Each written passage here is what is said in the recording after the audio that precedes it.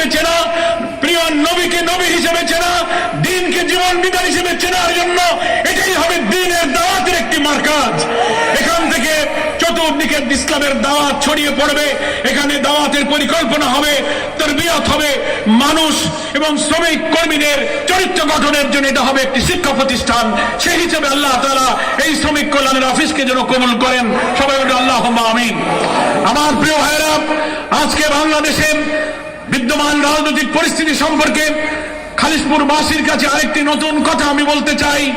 আমরা বহু আশা, বহু স্বপ্ন নিয়ে 5ই আগস্টের যে বিপ্লবে তরুণ ছাত্র সমাজ নেতৃত্ব দিয়েছিল, প্রায় 1700 ছাত্র জনতা সেখানে জীবন দিয়েছে। ওই রংপুরের আবু সাইদ, ওই মীর মুগ্ধ সহ হাজার হাজার ছাত্ররা, শিশু থেকে মহিলা পর্যন্ত বুলেটের সামনে বুক পেতে দিয়ে তারা বাংলার মানুষের মুক্তির জন্য এই আত্মত্যাগ করেছে।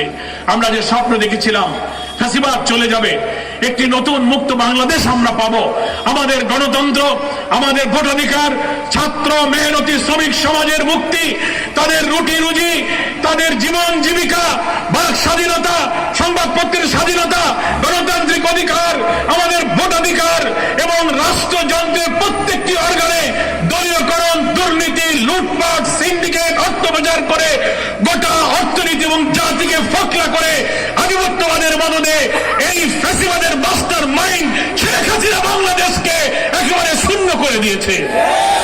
মহান আল্লাহ তাআলা আসমান থেকে 5ই আগস্ট তার রহমত, তার করুণা, তার ক্ষমা নাজিল করেছেন। ছাত্র শিবির আর জামাত ইসলামীকে এই হাসিনা মাত্র পতনের 4 দিন আগে নিষিদ্ধ করেছিল, মনে আছে আপনাদের কথা? কিন্তু আল্লাহ তাআলার ইচ্ছা ছিল ভিন্ন। আল্লাহ বলেছেন ওয়া মা তাশাউনা ইল্লা ইয়াশা আল্লাহু রাব্বুল আলামিন। কোন মানুষের ইচ্ছা পূরণ হয় না যতক্ষণ আল্লাহ তাআলা তা ইচ্ছা না করেন। শেখ হাসিনার ইচ্ছা পূরণ হয়নি। 4 দিন আগে তুমি জামাত শিবির নিষিদ্ধ করেছিলে, তোমরা আমাদের মাওলানা নিজামী, মুজাহিদ, কামরুজ্জামান, মীর কাসিম আলী, কাদের মোল্লাকে ফাঁসিতে ঝুলিয়ে হত্যা করেছো।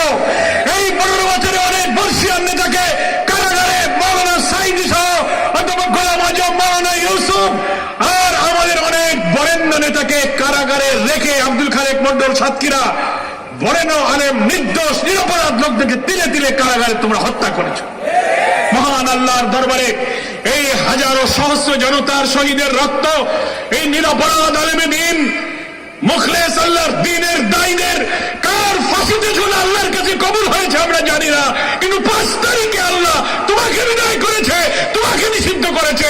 ইসলামী আন্দোলনকে আল্লাহ আকাশে অনন্য উচ্চতায় পৌঁছে দিয়েছে। আমরা সেই মাহমুদের দরবারে শুকরিয়া আদায় করছি, আলহামদুলিল্লাহ। বাংলাদেশ শ্রমিক কল্যাণ ফেডারেশন হচ্ছে সেই ইসলামী আন্দোলনের শ্রমজীবী মানুষের কাছে মানুষের রুটি রুজি, ঘাম শুকাবার সাথে মজুরি দাও, সাধ্যের অতিরিক্ত বোঝা দিও না। তুমি মালিক যা খাবে পড়বে, শ্রমিকও তাই খাবে পড়বে। বিশ্ববারের